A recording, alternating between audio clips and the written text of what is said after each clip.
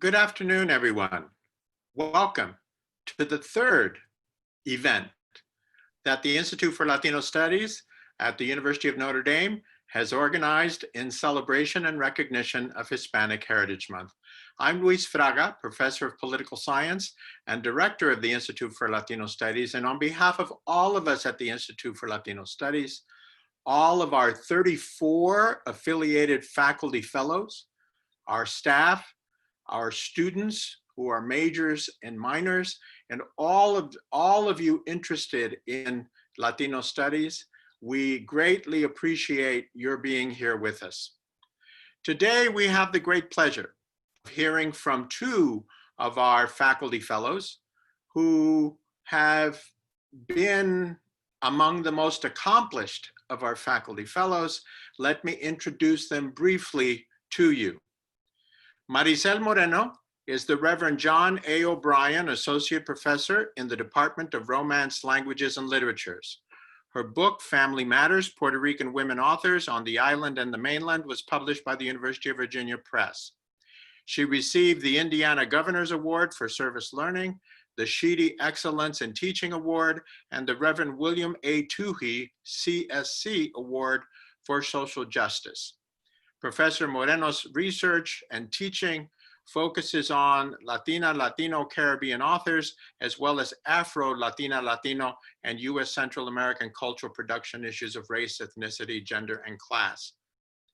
Professor Tom Anderson, in case you can't tell, they're actually married, and they're still sitting close to each other. Professor Tom Anderson is a specialist in the literature, history, and cultures of the Hispanic Caribbean and is a faculty fellow of the Institute for Latino Studies and the Helen Kellogg Institute. Professor Anderson had received a faculty residential fellowship, which allowed him to finish his first book, Everything in Its Place, The Life and Works of Virgilio Piñera, the first comprehensive study of one of Cuba's leading writers and thinkers of the 20th century, and his second book, Carnival and National Identity in the Poetry of Afro-Cubanismo, maybe I should say Carnaval, published by the University of Florida Press in 2011, has been hailed as, quote, a major contribution to the study of Cuban literature and culture, and one of the most original and in-depth studies of the heterogeneous body of texts associated with a literary and cultural movement. The title of the presentation that Professors Moreno and Anderson will provide us with today is El Arte al Servicio del Pueblo, Art at the Service of the People.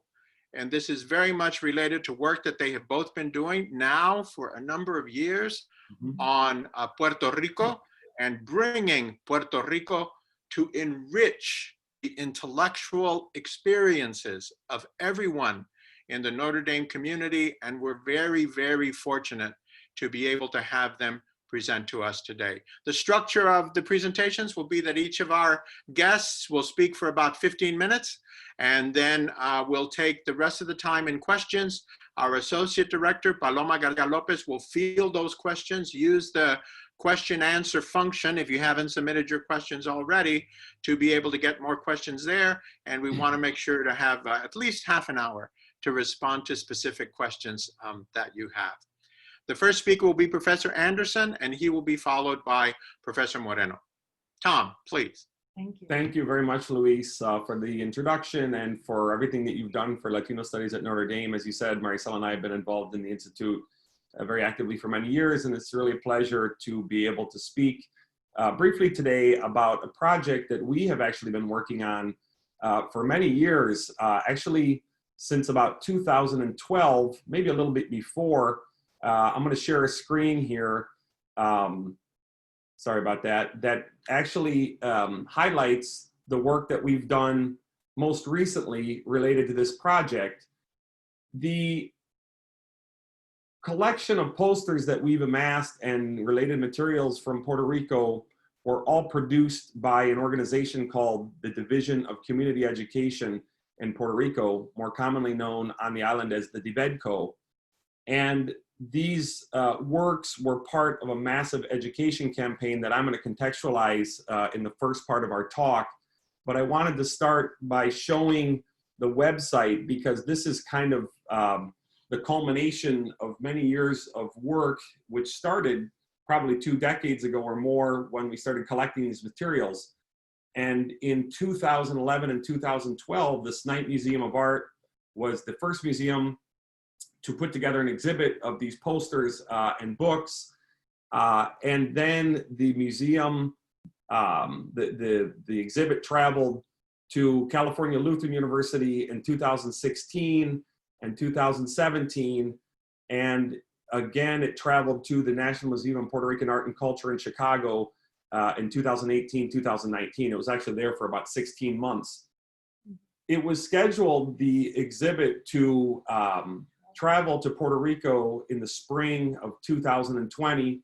And because of the pandemic, we were unable to do an in-person exhibit. The original exhibit includes about 30 posters and 10 books.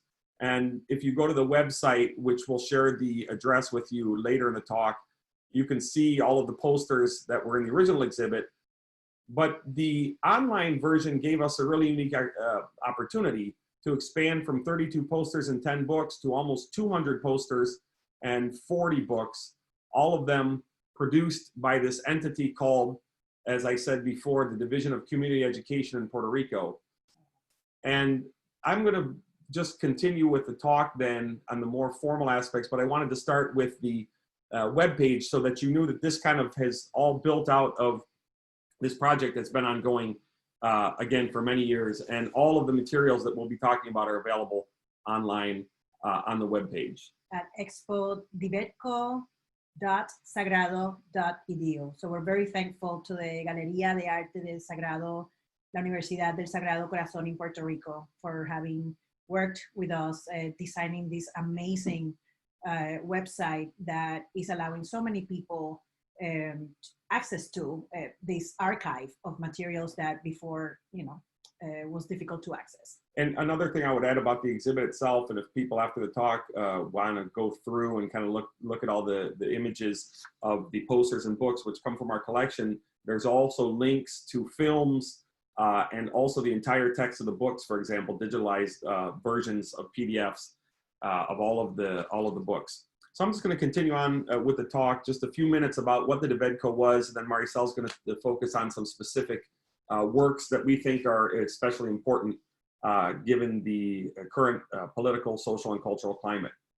So throughout the first half of the 20th century, Puerto Rico had remained a largely agrarian society with an economy based around sugarcane plantations. Despite its status as a U.S. territory, by mid-century, the island was still one of the poorest in the Caribbean.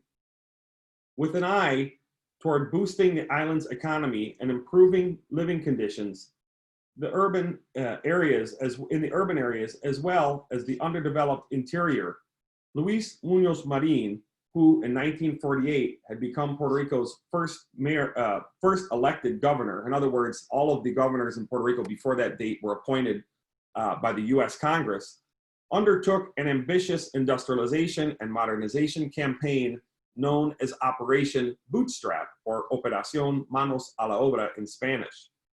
Through Operation Bootstrap, U.S. companies were lured to invest in the island with the promise of cheap labor and tax incentives. As a result, Puerto Rico became a showcase of development, and the elites touted the success. I think this cover of Time magazine kind of reflects this vision that this was this great success in Puerto Rico. But not everyone was impacted equally.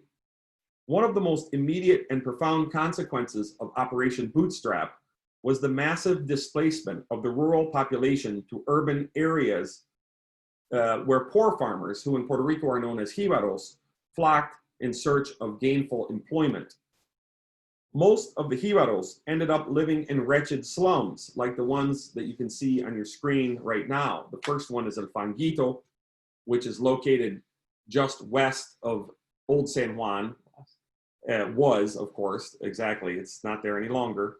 And another was called La Perla, which is actually a seaside slum just on the outskirts of Old San Juan. La Perla currently exists today. Of course, it doesn't look like this, but it's still a very poor area of San Juan.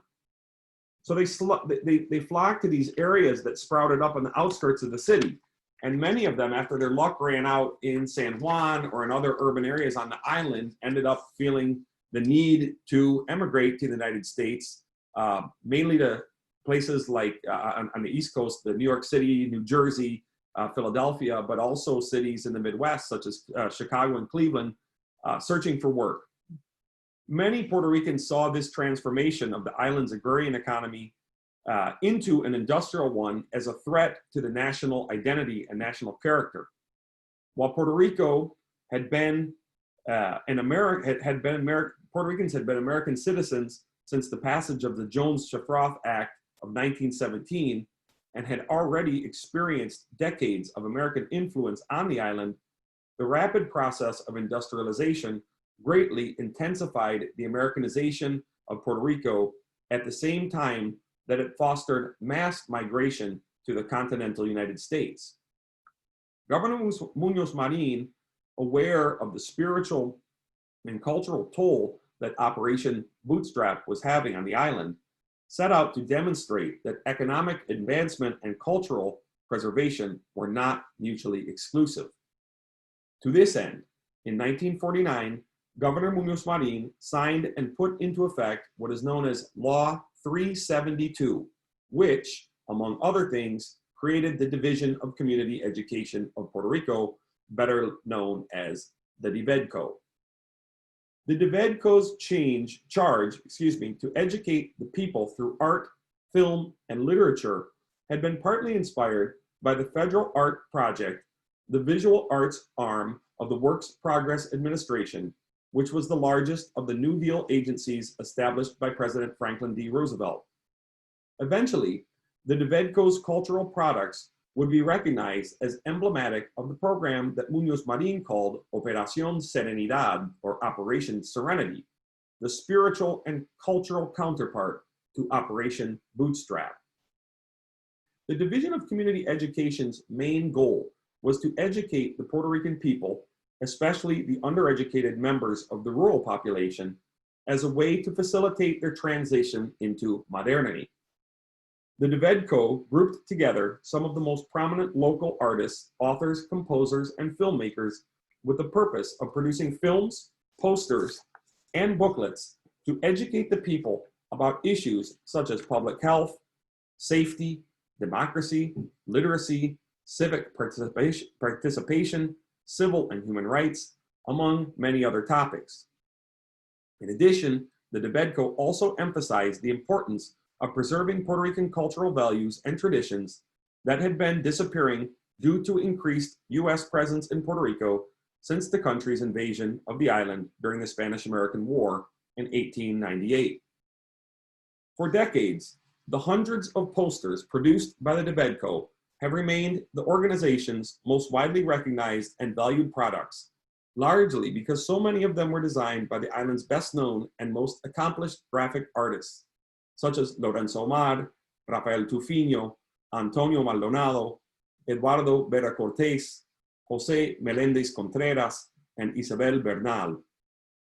Collectible copies of the posters have become quite rare because the majority of them were hung in prominent locations throughout rural communities, such as grocery stores, hardware stores, local eateries, hospitals, health clinics, fence posts, trees, etc. So in other words, these posters were not really created to be collectible works of art. They were to advertise and promote the programs and activities of the DIVEDCO.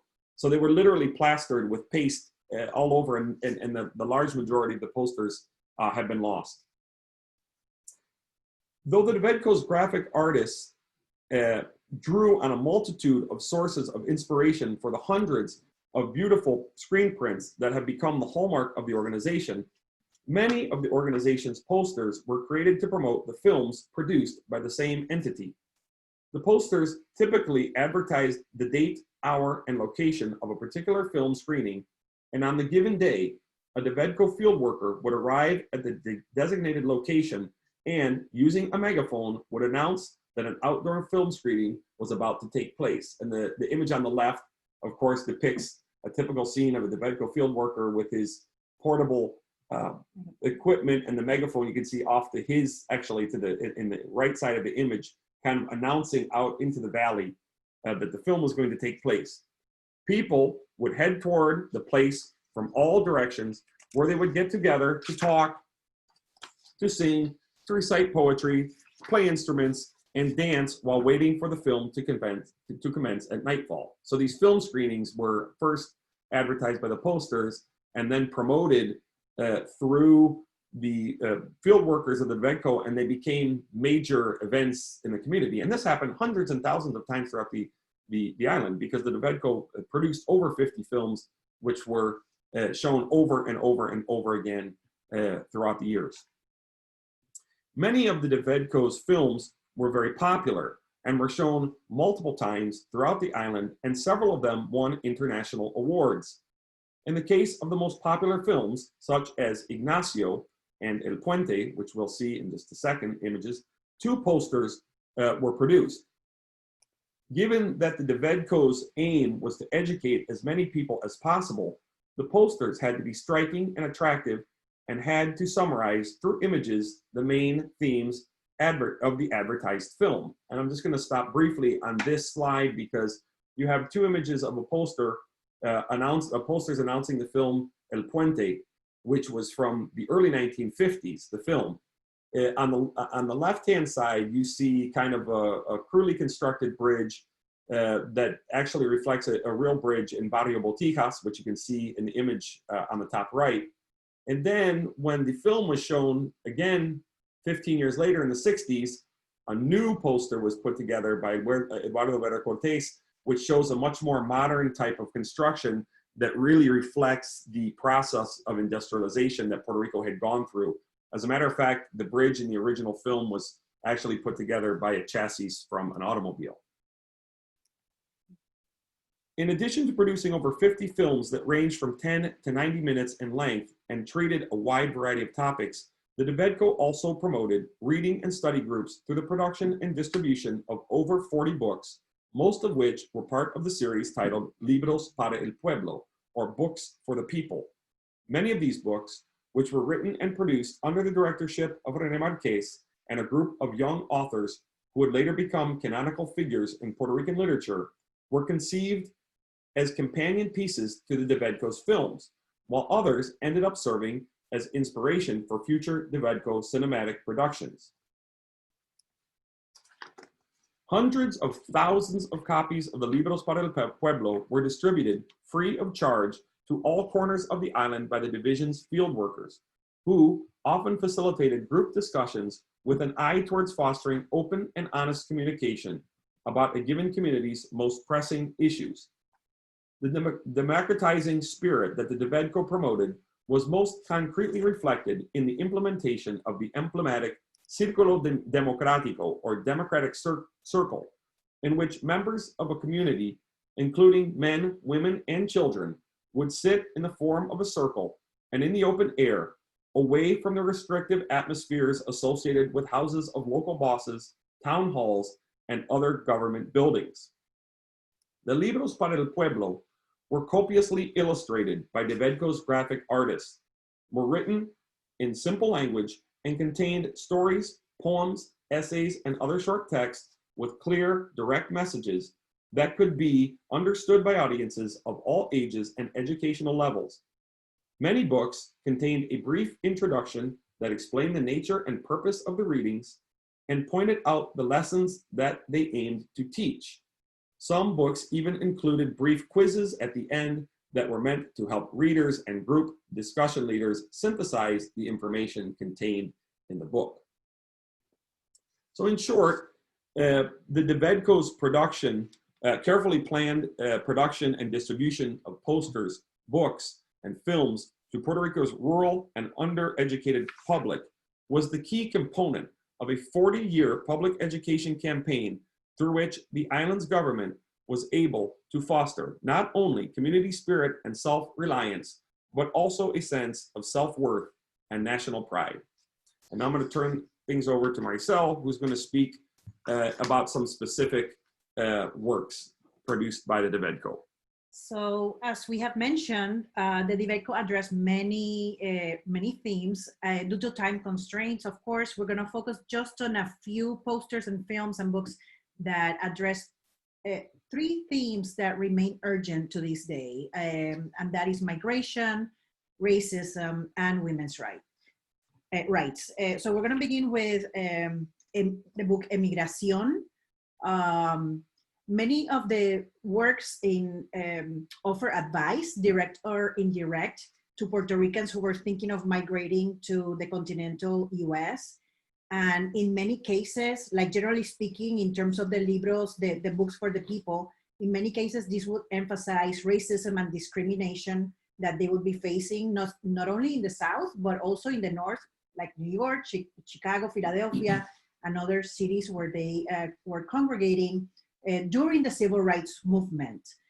So the book Emigración, which you're seeing here from 1955, was published during the height of what is called the Puerto Rican Great Migration, which happened between 1946 and 64, and where more than 1 million people migrated from the island to the continental US. It is one of the most widely read of the books produced by DIVEDCO, and also one of the longest.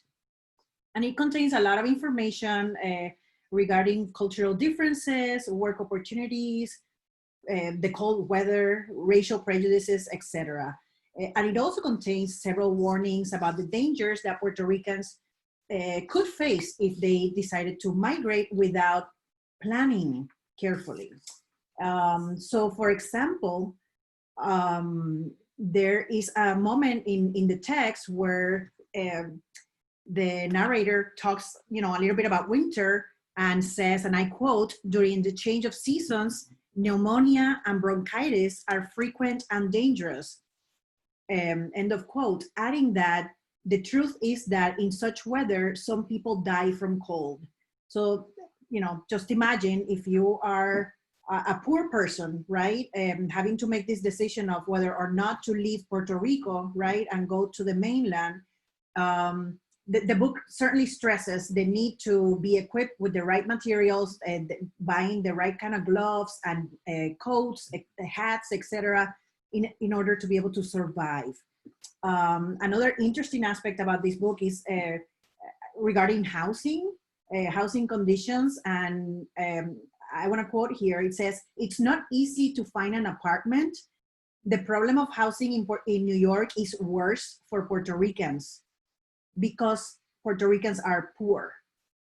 That's what the book is saying. And then for this reason, Puerto Ricans must find the cheap rentals in the, again, I'm quoting, "worst barrios, where los edificios son viejísimos, llenos de humedad y de ratones, where the buildings are very old, humid, and full of mice."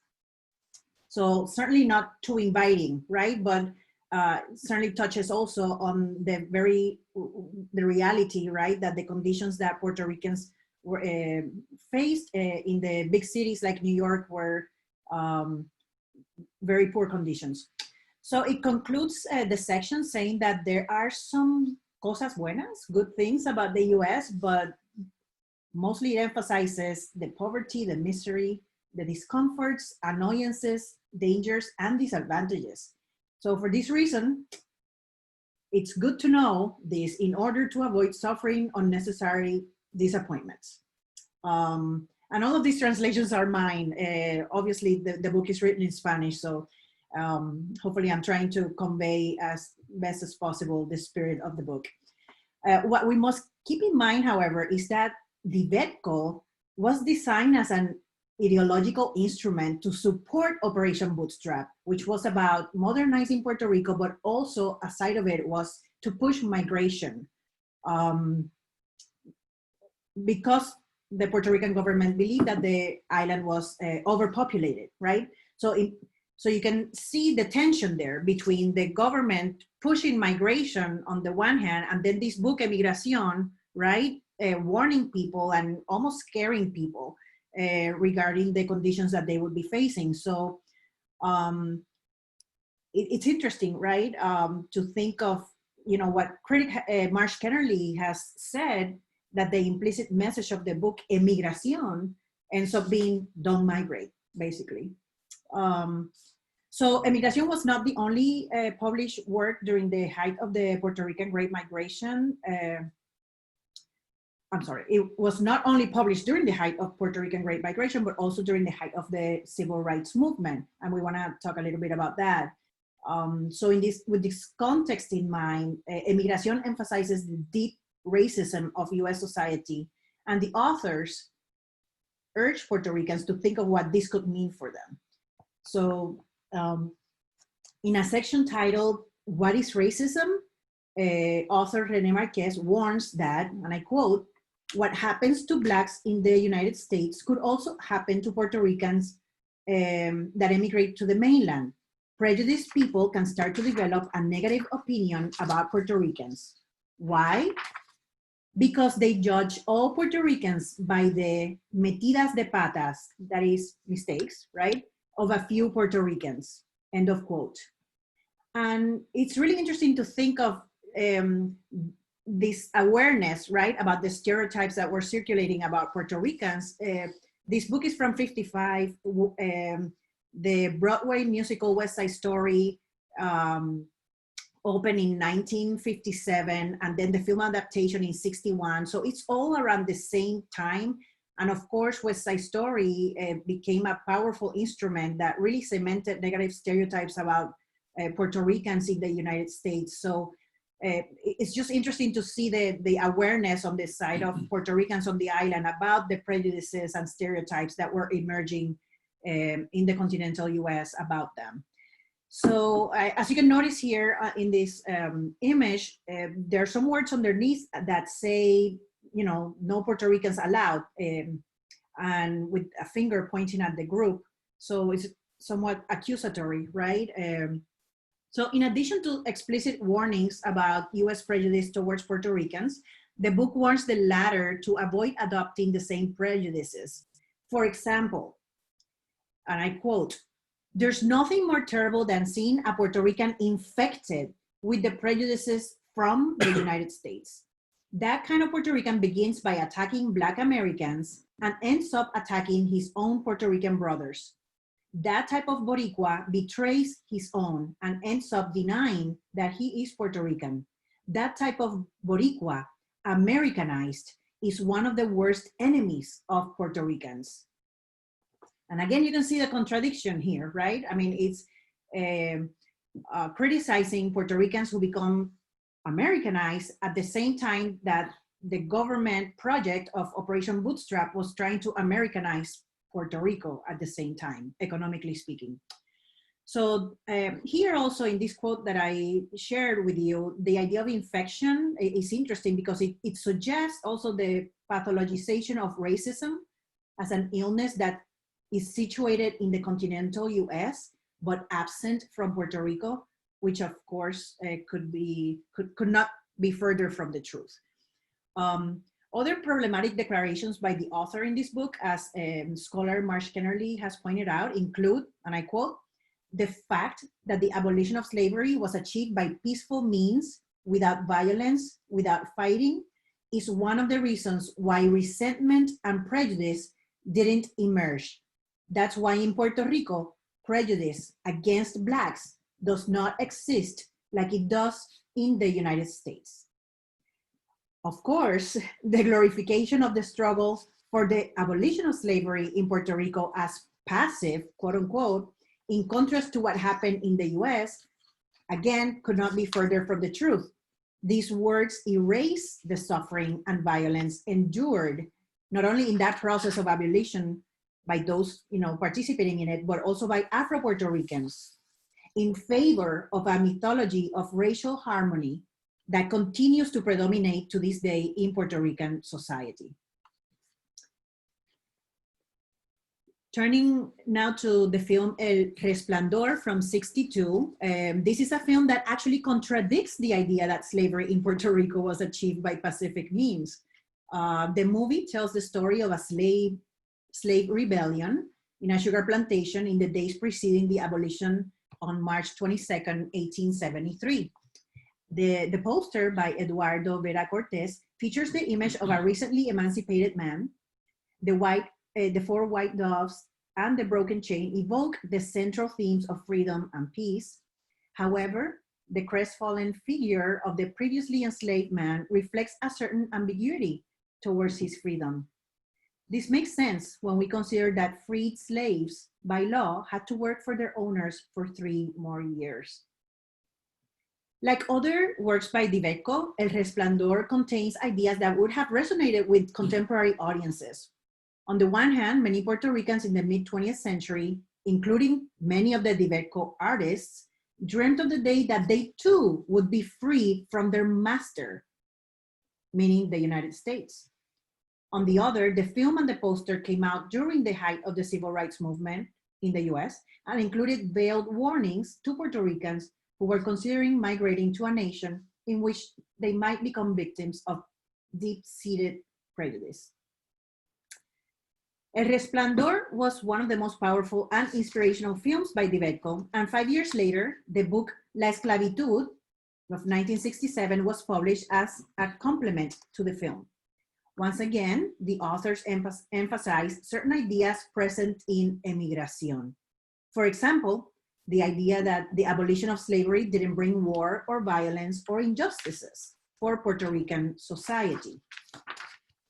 This observation, in fact, echoes another comment that René Marquez had made in the book Las Ideas, Los Otros y Yo from 1966.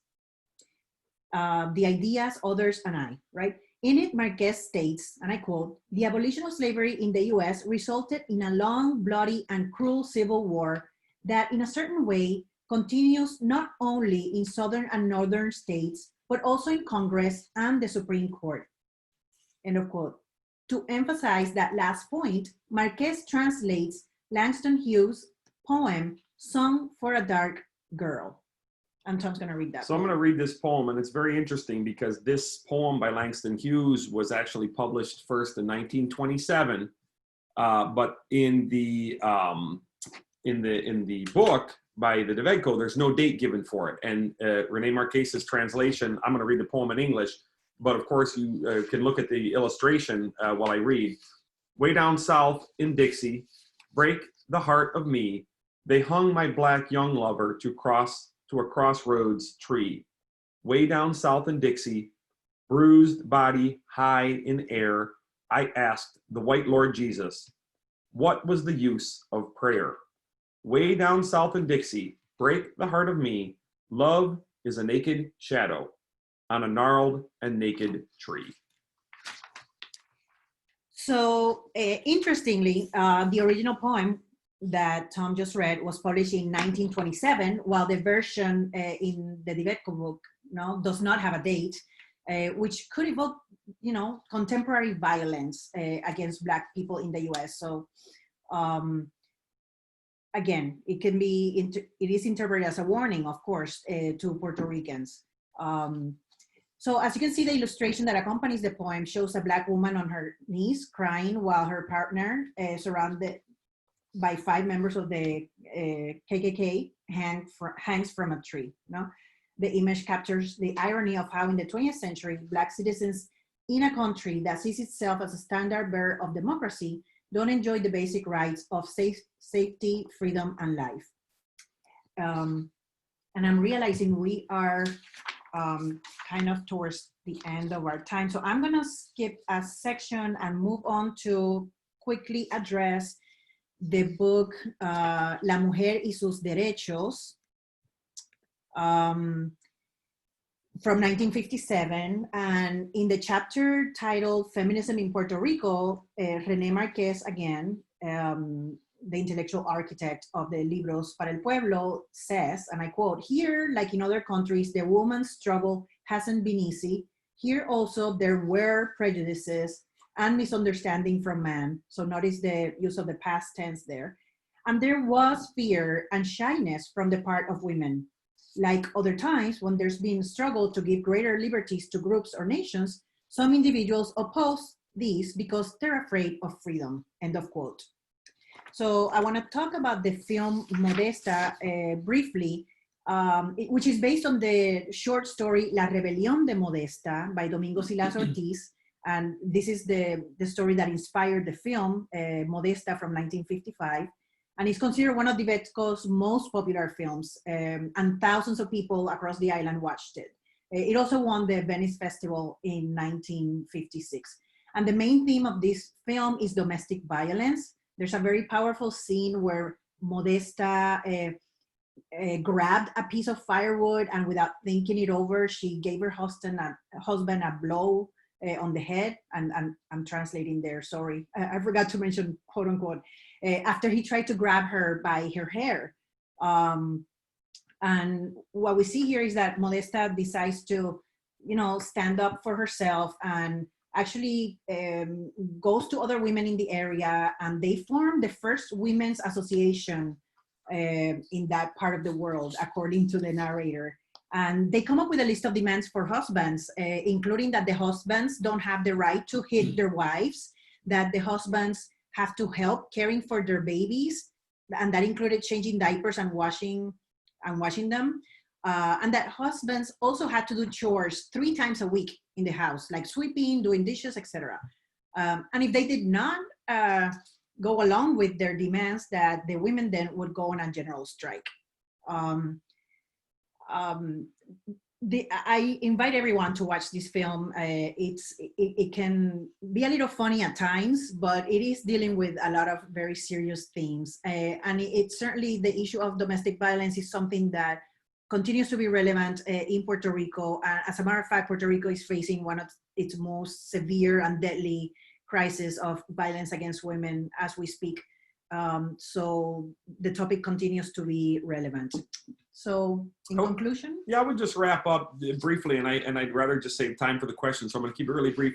It's very important to understand the DIVEDCO's production in the context of, in its proper historical context. As Marisel just alluded, there are weaknesses. There's a lack of women in the production teams, most certainly.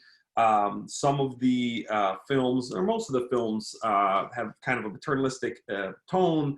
Many of the narratives are male-dominated. But it's also important to recognize the cultural value that this community education campaign had, especially in terms of its impact on the rural population. I think it's also very important to appreciate the DIVEDCO, and I think if you spend a few minutes on the website, you'll understand how important this type of educational campaign has become, kind of in the wake first of Hurricanes Irma and Maria in 2017, and we just celebrated the 3rd anniversary of Hurricane Maria, the swarm of earthquakes in the south of the island that began in December of 2019 and continue to plague the island, the COVID-19 pandemic, and like Marisel just said, the crisis against women that really has exploded in recent years. So a lot of people are returning to the DIVEDCO as kind of an example of a way that governments and members of the community can team up together and produce an educational campaign that instructed people on everything, like I said before, from health to social justice to civil and human rights to women's rights, et cetera, et cetera. So I think we're gonna wrap up there and leave it open. We have about 20 minutes, which is perfect for questions that anybody in the audience might comments, anything? Yeah. Yes, thank you so much. This has been really interesting. I wish we had another hour to see more of those beautiful posters. My name is Paloma Garcia Lopez, and I'm the Associate Director of ILS, and we're very proud to have the two of you here with us today. We do have a couple of questions that have come in, one from a fellow faculty member in American Studies. He asks, how well are these visuals known in Puerto Rico in general? And is there a bigger audience for them here in the United States? Good question. I would say that in Puerto Rico, it's easy to find a lot of this art in people's homes, for instance. Like I remember growing up, family, friends, etc. You would go see them, and they would have a few of the posters, in their houses. That said, they never really taught us at school anything about DIVEDCO as a government program that was designed to instruct, the rural population undereducated population. So there was no context. You would see these beautiful posters, you know, at people's homes, or find them at galleries or, you know, whatever. But you didn't really understand what they were all about. So I think through efforts, you know, by like the Galería de Sagrado, by certainly the Institute for Puerto Rican Culture, the General Archive in Puerto Rico, etc. There's been several exhibits and work to try to create awareness about them. I would add that, you know, that's part of what we're doing with this exhibit and with the exhibits that we've had in the past, is to spread the word about this campaign and to share the art. Because my experience, you know, as an outsider, but a very informed outsider who spent a lot of time in Puerto Rico and who actually has done most of the collecting, is that people really aren't very familiar with most of the pieces in this collection. Certainly there are, you know, a dozen or so that are kind of emblematic of the DIVEDCO's production that people have seen. And there might even be a few of the books that they've heard of, or a couple of the films. But by and large, certainly among the younger generations, I think that these are pieces of art and cultural manifestations that people are very unfamiliar with. And it's important to share them because these things were all produced in some of the most important years in the island's history, certainly in terms of its coming into its own identity in the 20th century. So this is a really important group of works of art that unfortunately are not as well known as they should be. Certainly. And then, you know, there is an opportunity to create awareness also about the history of Puerto Rico in terms of a U.S., you know, mainland audience, right? So ideally, you know, that was also part of the reason why we wanted the website to be bilingual, you know, because we want people to be able to access the materials and read about them, etc. Except for the films, you know, so the films that are available and that are linked in the website, they're in Spanish, and unfortunately there's no English subtitles, but at least people can read the descriptions of the posters and the books in English too.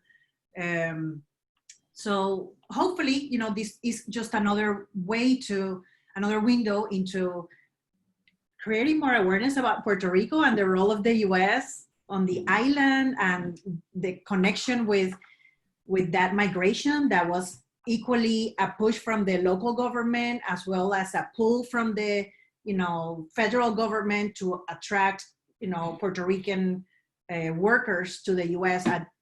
around the mid 20th century, right? So anyway, but that's a great question. Thank you. Great. I'm now going to work through some of the pre-submitted questions.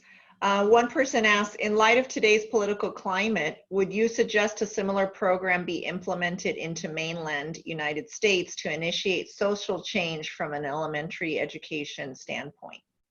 Ooh, that's a good one. I mean, first of all, the type of organization that would need to be involved in such a campaign would be really complicated. And, you know, with a top-down campaign like this one, which was actually promoted by the US government, it would be really difficult in this political climate, right? You know, because it's so polarized. And, you know, it was somewhat polarized in Puerto Rico too at the time that the DIVEDCO, you know, was in existence. I mean, the tensions between the pro-statehooders, for example, and the pro-Commonwealth, and then those who wanted Puerto Rican independence. And so, you know, politics always makes campaigns like this, education campaigns, in my opinion, extremely complicated. And, you know, keep in mind that Puerto Rico is a tiny island that in the 1950s had a population, I think, of what, 3.5 million people, something like that. When? In the 50s and 60s, at the golden era of the DIVEDCO. Yeah, or less. And so when you know, extrapolate, and when you take the numbers of the United States with, you know, 375 million people, it's such a complicated idea in my mind. I think in an ideal world, it could be really, really useful. Because obviously it's all about the power of art, right? To bring a message to people and to create awareness. So for instance, you know, one of the posters is, which we haven't shown here, it's the Una Gota de Agua, you know, a drop of water. It shows this like very sickly little girl like holding a bucket of water, and the film that goes along with that has to do with the importance of boiling water before cooking or drinking it, right? So I still think that, you know, if we don't think maybe in big, you know, grand terms of, you know, having a top-down campaign from the government, but rather bottom up, right? You can have different organizations creating materials, you know, by contemporary artists, where you're connecting the message that you want to bring right now, you know, using masks, physical distance, you know, that sort of thing. Yeah. It could be super useful, and especially,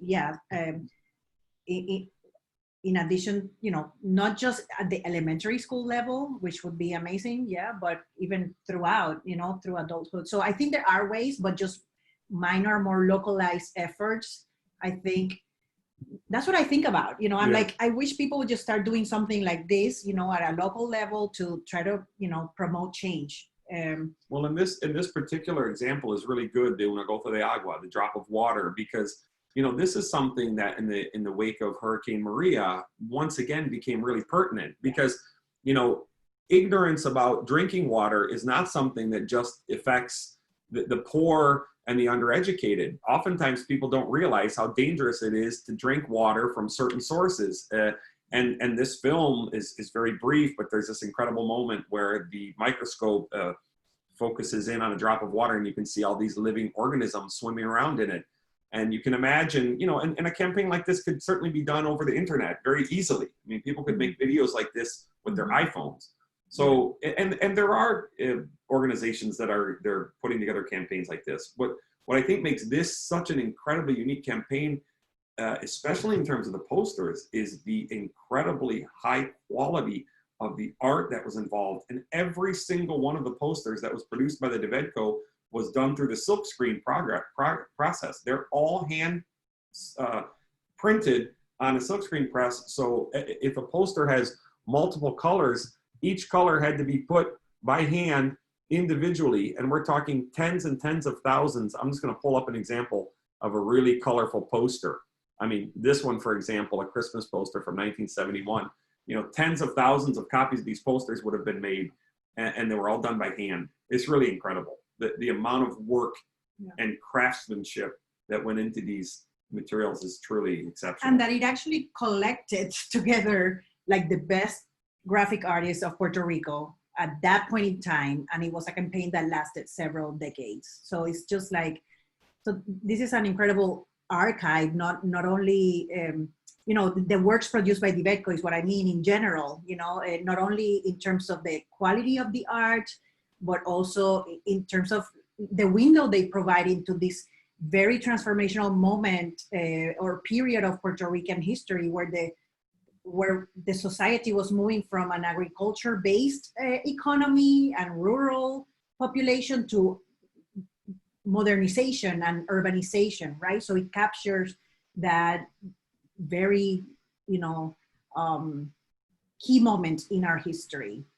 So the historical aspect is important too. Anyway, hopefully we answered the question. Yes, thank you. Our next question is, if young people are interested in becoming part of a modern movement aimed at Puerto Rican arts and culture, is DIVEDCO still active? And if not, how can young people become more involved in the creation and dissemination of Puerto Rican arts and culture, island-wide and in the diaspora? I would start, I'm going to be very brief in that, Marisel, who I think has a better insight into this question. I first of all, no, the DIVEDCO is no longer in existence. It flourished, really, the golden age of the DIVEDCO was the late 40s until about the early 1970s, but it continued to be active until about 1990. And since then, the Puerto Rican Institute of Culture has done similar programs or kind of carried on in the tradition of the DIVEDCO. There's still this very strong tradition of silkscreen printing, and oftentimes the silkscreen is used to promote cultural, social, political events. So you know, the DIVEDCO's legacy lives very large in Puerto Rico, even though a lot of people probably don't realize it. I'm gonna let Marisel answer the other part of the question. So I think, so the DIVEDCO, as an agency no longer exists, you know, like we've said. It kind of disbanded in 1990. 1990. However, there are groups of Puerto Rican artists right now who are mobilizing, you know, and if whoever asked the question, maybe they can email me directly and I can suggest a few links. Many of these people are on Instagram and Facebook and they share their work that way. There are collectives also of like women artists who paint political murals across the island. So there's a few, and there are ways to support them. So I would definitely say that, you know, sharing their work, you know, and on social media, buying products with their images, you know, when they are obviously done under their Tutelage. Yeah, like it's not pirated material is what I'm talking about. Oh, I see. I'm sorry. I misunderstood what you were saying. No, that's fine. Anyway, so yes, there are ways to support this art right now. So please write an email and I will give you more details. Thank you. Another question is, how do you believe a government can best support and encourage artists? Ooh. You know, it's funny. I mean, I'm just gonna, because this is about a specific governmental organization, I would say that, you know, this particular campaign was deeply influenced by the New Deal program in the United States, the Federal Art Project, which was very similar because it gave work to artists who otherwise didn't really have steady sources of income. So I think that the way that the DIVEDCO provided artists, and these were very talented artists, some of them were quite active, but you know, we're not necessarily making a steady living from their art. I think this was a beautiful way for a government to support the arts because the DIVEDCO gave steady, high quality work to dozens of graphic artists, dozens and dozens of people involved in cinema, authors, you know, and when the production of books, of course, is not just the writing of them. It's the printing of them, it's the distributing of them, the field workers. There were thousands of DIVEDCO field workers, and all of the field workers were involved in distributing art to these communities. So I think that this was a very, an amazing model for how a government can encourage art. Now, Marisel might have ideas about other ways because, you know, there are so many ways. I mean, honestly, this type of campaign is more an exception, right, than anything else. So I think we're seeing it today, how the arts, you know, there's been disinvestment from the arts on the part of the federal government and local governments. So when there's all these cuts that need to be made, you know, and the first things to go tend to be art classes, right? Or music classes. So I mean, I honestly believe that that needs to be a priority when it comes to education, starting at the earliest stages of education. It needs to be equally important to math and science and everything else, right? Yes, I mean, I think there's not one answer to this.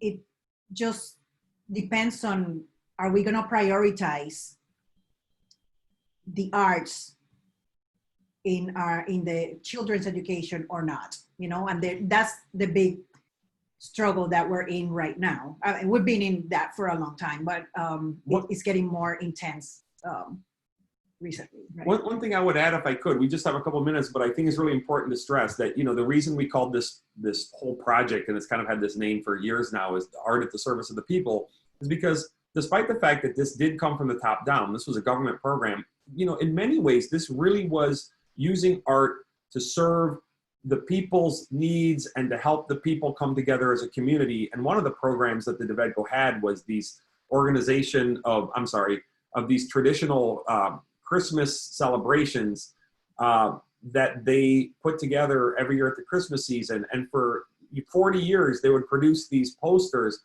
promoting local cultural traditions that were being lost in the wake of increased Americanization. And so, for example, you know, Christmas was promoted not just as a religious holiday on a majority Catholic country, but also as a holiday where Puerto Ricans were to play or encouraged to play traditional instruments. We have a guido, for example, the scraper gourd. We have the traditional Puerto Rican guitar called the cuatro, which features prominently images of traditional scenes of the three kings riding horses instead of no Santa Claus. Yeah, instead of camels. So no Santa Claus. It was really an incredible promotion of culture and national pride. Yeah. And I think this is a great way for governments to use art to serve the people. Mm-hmm. Yes, absolutely. Well, that's a great way to end this talk. Thank you so much, Professor Anderson and Professor Moreno. We appreciate so much your time with our audience, and we will share this recording broadly. We want to invite everybody in the ILS audience and all of you in the Notre Dame community to join us on Monday, September 28th for our next Hispanic Heritage Month talk titled The El Paso Massacre, 1 Year Later. As many of you know, this was the largest mass killing of U.S. Latinos in modern history, and we have an alumnus of Notre Dame, Marisel from the Hope Border Initiative, who will share her experiences, thoughts, and work on this matter. Thank you, everybody. We hope that this talk has enriched your understanding of Latino communities and that you feel more empowered to make better strategic decisions as to what kind of country we want to leave for our children and our grandchildren. Have a good evening. Thank you.